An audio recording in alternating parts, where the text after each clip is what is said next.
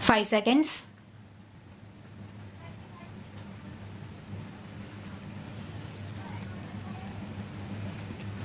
Sir, I have had the opportunity of going through the performance budget which was presented to the House by various ministries. May I request the Finance Minister kindly to go through at least one performance budget?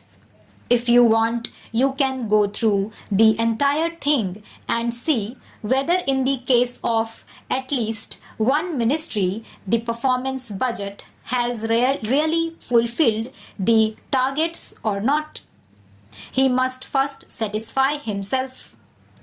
I, for one, at least can say that it does not give any correct idea as to what are the physical targets which they have set for themselves and how they are going to be answerable to the Parliament next year when the budget is presented.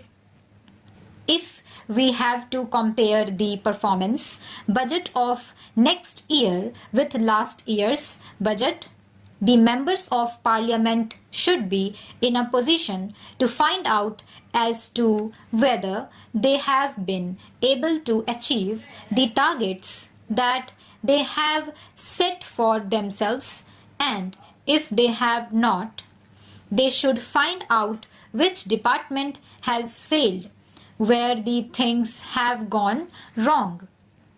At least we should be able to find out these things. Sir, the third point which we may bring to the notice of Honorable Finance Minister as a matter of abundant precaution is about the infrastructural facilities which are very badly required if we really believe in industrial and agricultural growth. Here, the state electricity boards, the coal ministry, and the railway ministry have a coordination committee. But at the same time, greater attention will have to be paid to see that our production does not suffer because of the infrastructural facilities which are not coming up to the mark.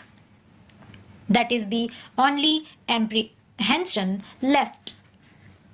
If we are able to fulfill this expectation, if electricity becomes available to all the industries which are either existing or which are newly set up, agriculturalists should also get power which is very badly required.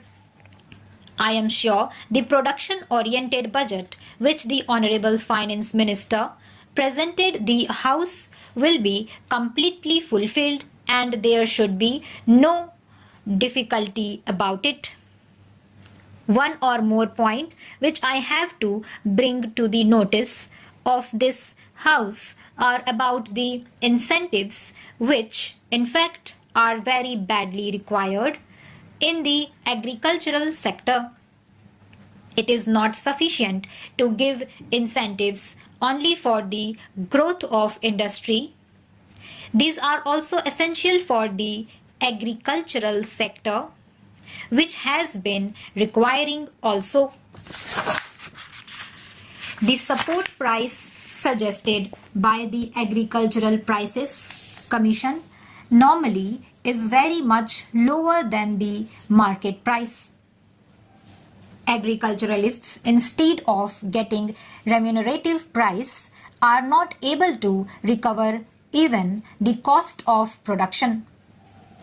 I would suggest that the Agricultural Prices Commission should be an independent body and it should be a statutory body created by a statute of this Parliament so that they are able to correctly find out and assess the cost of production and suggest what should be the price which should be payable even as a support price to the agriculturalists.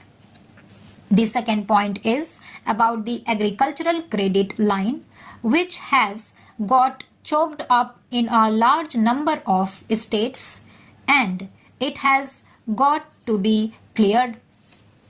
Honorable member is not here, but I was amused to find that every now and then, whenever the question of Maharashtra scheme was being raised here, he always used to say that there are some fictitious transactions and fictitious loans were given.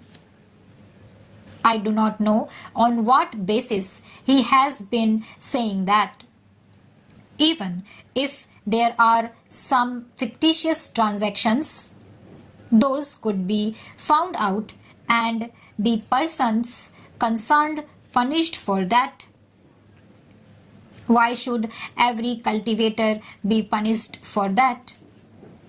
They are not able to utilize the Reserve Bank credit limit because a large number of defaulters are there. The Maharashtra government has taken a bold and realistic step in this direction, and they wanted to provide rupees 50 crores for wiping out the loan of these small and marginal farmers.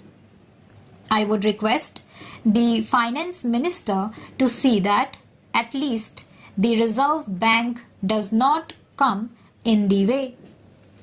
The Reserve Bank should not create any difficulty if the credit line gets cleared and they are able to utilize the agricultural credit in full, which in fact they require very badly.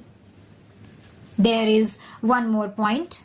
Some kind of adjustment in the price of urea and other chemical fertilizers which the cultivators have to use is necessary. The price of all petroleum products has gone up. Thereby, urea has become a prohibitive item for agriculture. Some kind of adjustment effected by which urea should be easily available to the cultivators is one of the points which the finance minister may kindly consider. My next point is about the natural calamities and the scheme of rescheduling of loan.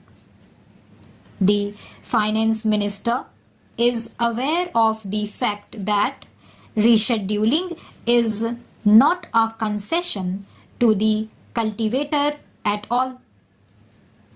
He is required to pay 1/3 installment of the loan, which he has taken right at the start when the rescheduled cycle starts of the loan.